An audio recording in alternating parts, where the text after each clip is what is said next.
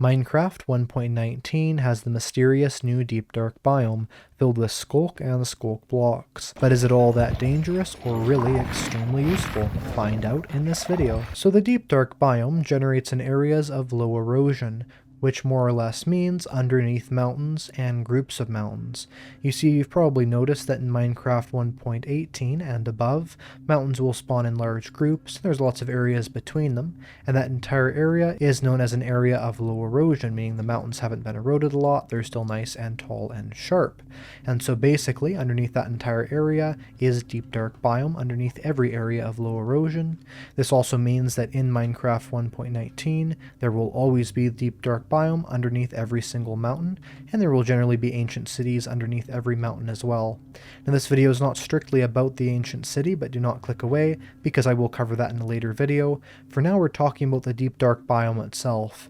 It makes up a much larger percentage of what you see in this update underneath these mountain ranges, and it's a lot more interesting than you may think. Now what are the features of the deep dark biome? Well, like I said, it does generate in areas of low erosion. However, also it can generate ancient cities inside of them, you probably knew that, but they're not part of the biome themselves, they're just a generated structure that can generate in this biome only, nowhere else. So for instance, you would not see an ancient city over here where it's not the deep dark biome. Also, this deep dark biome only generates very deep underground. So for instance here, we can see some deep dark here, but if we go a little bit higher, you'll notice it is not the deep dark biome, let's say up here. And if we go around a lot, you'll see there's maybe some over here, but it only starts generating at a certain height, and generally it doesn't even start generating this high up. This is pretty rare, you usually find it much lower down. Now something that may come as a big surprise to you is that this biome cannot generate any hostile mobs, that is to say other than the warden. Now the warden isn't even technically a hostile mob, although it is sort of a boss mob or a neutral mob, but the warden itself doesn't even really generate in here unless you make it do so. And so what's interesting is that if you go through a deep dark and destroy all these Sculk Shriekers, which I'll go into later why you want to do that, but more or less it'll make the wardens not spawn, then this biome is completely safe, something like a mushroom island. So interestingly enough, without those Sculk Shriekers there, you have a perfectly safe biome with a lot of other benefits as well. So something interesting is this biome does not generate abandoned mine shafts in it, but if an abandoned mine shaft does generate elsewhere, it can intersect into a deep dark biome, making a really cool effect, but the abandoned mine shaft center will not generate there. Now the deep dark biome is characteristic of several things. First of all, it generates with a large covering of Sculk blocks in it. It doesn't cover the entire thing, but it kind of warps and twists around a place that is a deep dark biome. On top of that, generates some Sculk Sensors, some Sculk Catalysts, and finally the dreaded Sculk Shrieker. And there's also these Sculk Veins that'll generate at the edges of the Sculk patches. And this may seem like the end of what there is to know about the deep dark, but this biome, because of its unique characteristics, is actually incredibly useful. So like I said earlier, if you get rid of the Sculk Shriekers in it, you do have a more or less peaceful mode biome. And it may seem like a hard thing to do, but it's usually not that difficult. I'll go more into how to do that later. The second thing that is awesome about this is that it's perfect for strip mining in. Now again, there are some issues with the Sculk Shriekers and if you run into an ancient city. What makes it perfect for strip mining is the fact that if we go down here to the right level to strip mine at, let's say down here at maybe negative 57 or 58, whatever you prefer, and we mine around down here, what'll happen is we do not have to put down any torches. And the reason for that is that there are no hostile mobs that can spawn in this biome. So that makes the deep dark perfect for strip mining in. Of course, you sometimes want to put up torches for light unless you have night vision or your gamma turned up, but either way that makes it a nice biome. When you're mining there, you may trigger the Sculk Shriekers, so it's good to be aware of that. But again, if you go through the surrounding caves first, you can make this a really safe area to strip mine. So more or less this biome can be super safe or super dangerous. Now here's the thing that really makes this biome get a bit overpowered, and that is it is an amazing source of XP. I'll show you why. If we grab a fast hoe, let's say a fortune one, well that doesn't matter at all, but let's say an efficiency 5 one, we can insta-mine the blocks here, the Sculk blocks, and something awesome happens. When we mine these, they will drop 1 piece of experience each, which doesn't really seem like a big deal, What is a big deal is the fact that there is a massive amount of these blocks here, and so if you find one of these deep dark biomes, which happen to be quite large and mostly covered in the Sculk here, what will happen is you can get yourself an amazing source of XP. It's really completely free XP if you think about it, especially considering the fact that this tool is getting mended for us. You can just see how fast my XP bar is filling up there, and that is with more or less subpar equipment. Now, of course, it's a netherite hoe I'm currently using, but you could very easily do this with a stone hoe, even a wooden hoe, or even your fist if you wanted to, but the hoe is the quickest material to break the Sculk blocks with. The XP bar just gets higher and higher. Also, breaking the catalysts and the sensors will also give you more XP. Now, unfortunately, breaking the Sculk veins does not give you any XP, but you could break those too if you wanted. And this makes it a really amazing thing, because the entire Minecraft meta has sort of changed with this biome being in the game. Forgetting about the ancient cities, to think about the fact that there's literally huge amounts of free XP in almost infinite fashion, generating very commonly in the underground underneath almost every single mountain biome. This really makes XP a much less difficult thing to get in the game. It also makes things like Enderman farms, though not completely obsolete, something that a lot of players probably will end up not building, as all they need to do is find a deep dark biome, clear out a couple Shriekers, and here you have an infinite source of XP. And after doing this for only a couple minutes, you can get yourself right up to level 30 or even higher. And also something really cool is that this is probably the best biome to cave in that is in the entire game. I would really describe the deep dark biome as being either incredibly safe or incredibly dangerous, sort of a high risk, high reward scenario really. Now the reason why it's a great biome to mine in is that, sort of like the moss block mining that I've discussed in a previous video, what will basically happen when you have those blocks mined off the surface is you will then have these ores hidden underneath, because a lot of the ores in Minecraft have this rule where they will not generate if they are touching the air, or if they do generate, it's a lot less so. So with this, we're basically just removing the air covered blocks or the air exposed blocks, and so anything underneath here was not air exposed at initial generation, making it have tons of ores. In fact, you can actually see that, because if we go over here, you'll notice that there is a diamond ore just over here that we uncovered that was underneath the Sculk originally. There was also another diamond ore we uncovered around here as well. Just really shows what a very useful biome this is. And especially with these catalysts and shriekers, these are also useful for a lot of purposes I'll get into later. But either way, I would definitely suggest, if you have a bit of patience to get rid of the shriekers, to cave here, especially with the added benefit like with the strip mining, where there's absolutely no need to light it up. Now, something I would say as a warning, because I'm not going to say that this is a completely safe biome, because it certainly is not. What you do want to do is you want to make sure that when you're caving here, when you're strip mining here, when you're really doing anything in a deep dark biome, if you are not in hardcore mode, and if you are in hardcore mode, good luck basically, but if you're not in hardcore mode, I would definitely suggest getting a bed, placing it down, setting your spawn point there, and also having an emergency chest, and I'll tell you why. These things right here are the shriekers. That's what you want to clear out before you can effectively raid these without basically getting instantly killed, and so all you have to really do to get rid of these is sort of sneak up to them, break them with a hoe or just your fist if you want, and now you're fine. There's no warden summon, there's no nothing else. But notice these two ones up here. This is where it gets very difficult, because we need to break both of those at the same time. Now, of course, we can place a block below us, but you'll notice they got alerted. Now, if you go in peaceful mode, which I currently am in, you'll not have too much of an issue, but of course, most people do not play in peaceful. So how would you actually get rid of these? There's a couple things you can do. You can break the blocks around it, or you can just cover it in the wool. That's rather risky. So for instance, let's say we destroy this one here.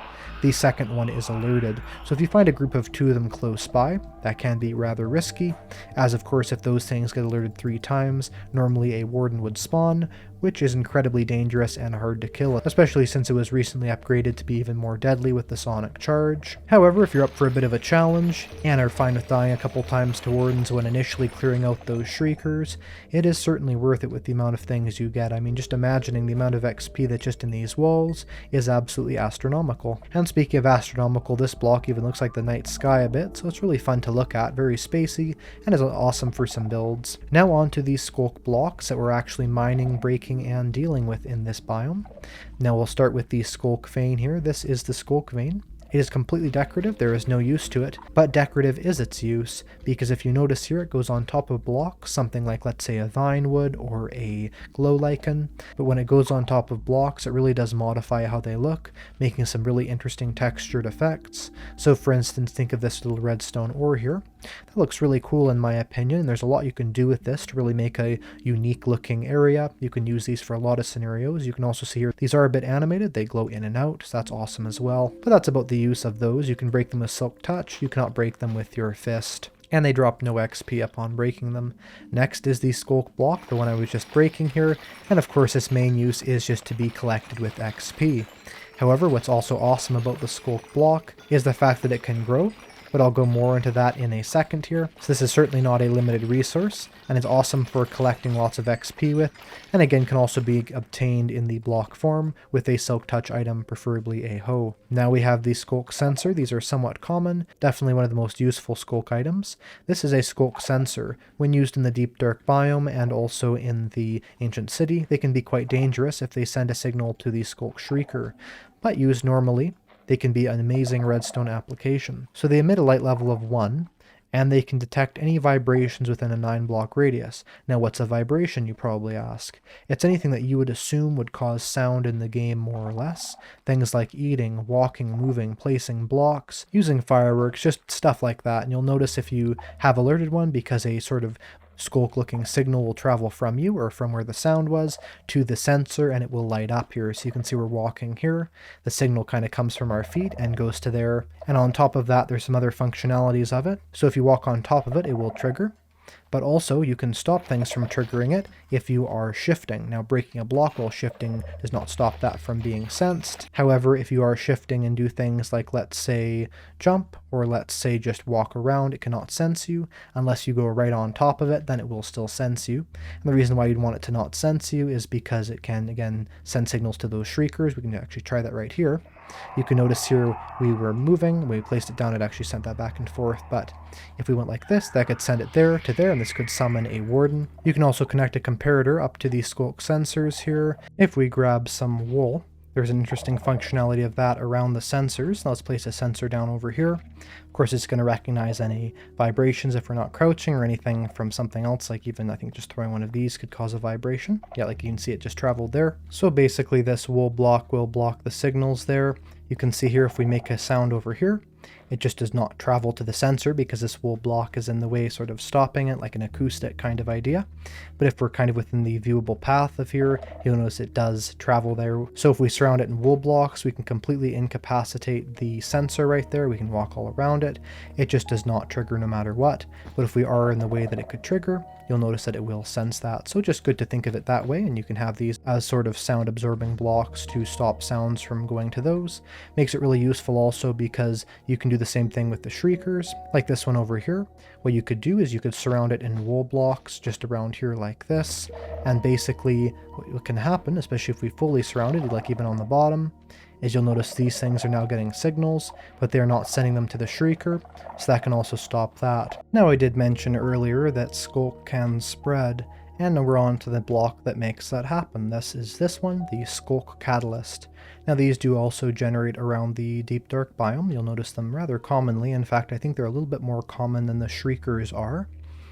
And basically the way that they work is that if a mob, any mob, dies around them, it will make Sculk grow around it. So if we kill a mob, you'll see its Sculk grows sort of where its feet were, if it's within range of the Catalyst. So basically if it's within 8 blocks, that's within range. So for instance, killing a mob here, it would probably not have Sculk grow beneath it, just because it's not within range of that Catalyst. But if they died here, it would definitely make that Sculk spread. The amount of Sculk that generates has to do with how much XP the mob would have dropped. So for instance, killing like a Wither here would make an insane amount of XP go around. You'll notice a bubbling charge sort of goes around from the Catalyst and makes this generate.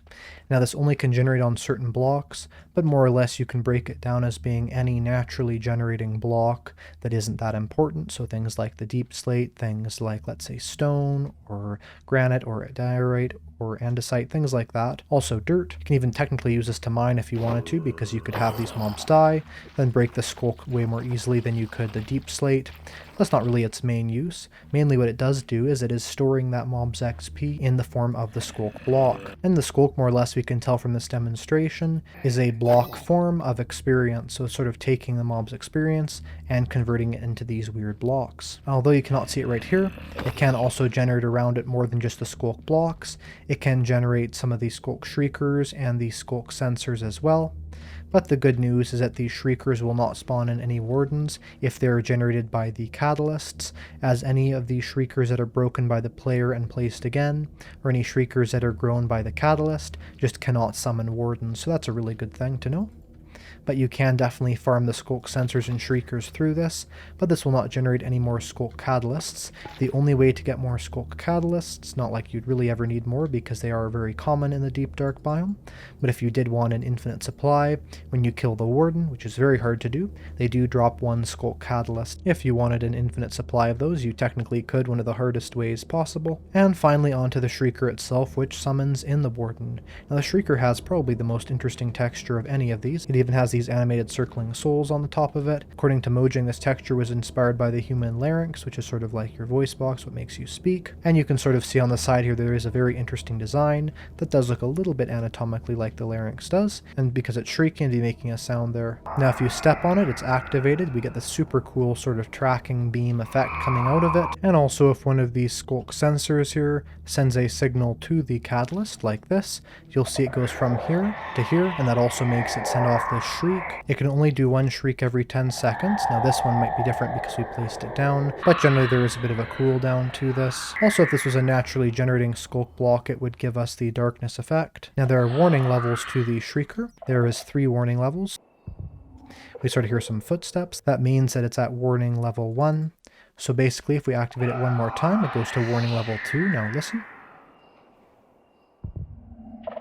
We can hear it approach again. And eventually when it gets to warning level 3, then we would have the Warden summon in. And you can see here comes a Warden right out of the ground here. We don't have any of the darkness effects because we're in creative mode, but there is the Warden.